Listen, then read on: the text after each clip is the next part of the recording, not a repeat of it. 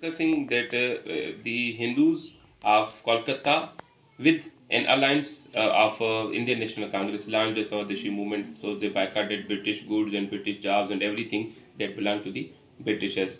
On the other hand, Muslims were very much happier with that. So whenever you are happy, what you do? You also offer your good services, because if I give you any favor and unwantedly I have given that to you, you did not demand that and I have given that favor to you, I have given you a province where you have formed your government. So what will you do? You will come to greet me, you will come to say thanks to me, or to convey your good gestures and feelings to me, and you will consider it as a positive element. So same was that which Muslims of India did. They went to meet and greet Lord Curzon, means British government, and that meeting in history is known as Shimla deputation. They went to meet him and they said, "We are very much happier you have given us or granted us a separate province of Bengal." So they said to them, "Because you have given that favor to us, we have certain other demands as well. If you can fulfill all those." So he said, "What are those?" They said him that, "Acha, in any state, you have three pillars: executive, parliament, and judiciary. In parliament, they demanded more number of seats. They demanded 33% of seats reserved for the Muslims. In executive, they said that Muslims should be given more jobs, and Muslims should be given a number, especially a specified number, to become the part of or member of Executive Council of Governor General.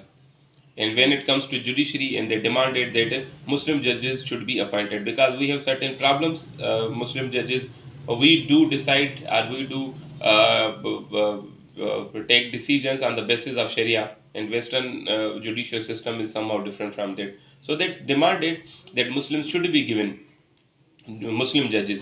But this should be very clear, sir, to all of you, that Britishers never accepted any demand that was in regard to the appointment of Indian judges, because they knew that ultimately all the decisions, the difficult decisions, will be taken by the judges, and the judges should be Britishers so that they could get undue favor.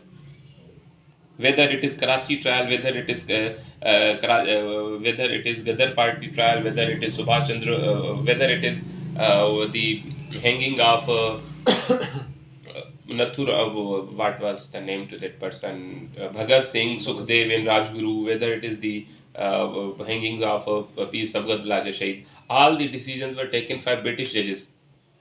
They were white men, they never appointed any Indian, because they knew if Indians will be appointed, they will take the decisions from their very perspective, which could halt the British interest in India. So, Bahral, they were 35 number, Sir Aga Khan 3 were leading them, and those people who came, Acha, there was only a single person from Sindh, Syed Allah Dino Shah. They might ask you a question regarding that as well. Syed Allah Dino Shah, you should remember. So they went, Acha, they were not the only Muslims. They were by far the most influential persons of their time. They had contributed much for the cause of Muslims education, for the cause of Muslims well-being, and they were very much a religious person, they were very much social person. Nawab Salimullah of Dhaka and certain other examples are there. So Sir Aga Khan and Acha, they had some signatures of 1,24,000 people all across. Yes, 1 lakh and 46 lakh 1,24,000, not 1 crore. 1 crore. No, no. Bharat, you could confirm it from other sources as well. That is, I think that is 1,24,000. Okay. Back to Pakistan. Yes. So they went to him and they said that we have certain demands, and they demanded some other things as well, share in job, and they also talked about minority rights and everything. So he said to them with sincere means that you are 35 number. Maybe so tomorrow, or a day after tomorrow, some 106 will come and they will demand something. Some 200 Christians will come from Indian people and Indian society. They will demand something else. So what would I say? What would I convey to the British government? 35 people have came and they are demanding that these rights should be given. 1,000 Hindus will come. So what will I do? He said to them that you are not the representatives of Indian people or Indian Muslims. Why not to make your own party? You will have a base. He gave them a sincere suggestion. This is the reason Congress always basically Congress जो है तनकीद करती है, it criticizes All India Muslim League that it is the by far that this is the child of British government or British policy in India. यही एक reason है because he suggested him and Lord Curzon का को ऐसा intention बहरहाल था नहीं. तो मुस्लिम्स गाट दैट पॉइंट एंड अगले ही साल मोहम्मदन एंग्लो कॉन्फ्रेंस होनी थी जो सर सैयद अहमद खान का इनिशिएटिव था, याद रखिएगा. In 1886 Sir Syed Ahmed Khan had founded Mohammedan educational conferences. So it was to be held in Dhaka. It was at the home of Nawab Salimullah. They got gathered and they said, why not to make a political party? And they said, and that came to be known as All India Muslim League. उसका नाम बाद में change हुआ था, बहरहाल that was All India Muslim League. So what were the points? They demanded 33% reserved seats. They demanded separate electorate. They demanded funds should be given to Muslims for Muslim education. They tried to promote and propagate the teachings or culture of Islam. In any additional point that became very much disrespectful for many Indians as well. That was, they said that we will remain loyal to the Britishers.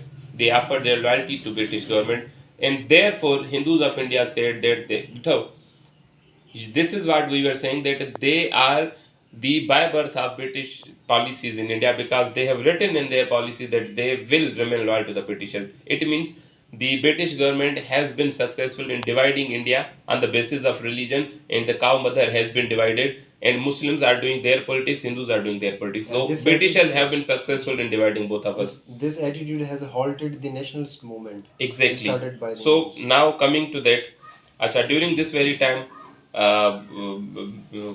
especially the Queen Victoria died, and the coronation ceremony was supposed to be held within days. So the prince who was to be elected, King George V, he was in Thailand at the time. So what to do then? They said if he will be traveling to UK, it will take 2 months. So why not to held that ceremony in India, because it was more nearer place. But in India, the capital of India at the time was Kolkata, and Kolkata was the center of Hindu agitation. What to do then? They said try to make a compromise. Hindus were so much aggressive, so much agitating that they had tried an assassination attempt on the Governor General, and they said that we will boycott it and we will not let happen the coronation ceremony in India. So they were fearful of that. Say they made a compromise with Indian National Congress. You know, it was a crucial time. If Congress would have demanded Swaraj, if Congress would have demanded more autonomy for Indian people, but they demanded nothing. They said that okay, just revert back or take back the decision of Bengal partition, and we will we will allow you to hold coronation ceremony. This is what the Muslims of India said, that when Congress was in a very decisive position to demand everything they wanted or everything that they could, but they demanded only the repulsion of Bengal partition. It showed them that they are not going to be faithful to us. But in 1911, that decision was annulled, and in 1911, Muslims got divided into 3 parts. The one segment of Muslims said that now nothing is left for us, we are left in lurch. They said that now we are resigning from politics. So there were 2 prominent persons who resigned from politics, Nawab Salimullah of Dhaka and Sir Aga Khan 2 or 3. So they resigned from politics. Second number of Muslims were they said we have nothing left for us at central level, so now we will do politics at provincial level. So they went to their respective provinces. But there was another segment in Muslim League who said that now we should change and alter the course of our politics, and we should go or get the things from another perspective. But who was there to lead the Muslims at that very crucial time? They had nothing left in their hands. They were penniless, they were idealess, they earned no respect, Hindus were against them, Britishers put a dagger in their back. So they demanded or they wanted a person who could lead them, who could guide them, and who could get them what they want. So that was none other than but Quaid-e-Azam Muhammad Ali Jinnah, who was a neutral person, who was acceptable to all, and whose past contribution for the causes of Muslims of India was tremendous. So now we will discuss it further.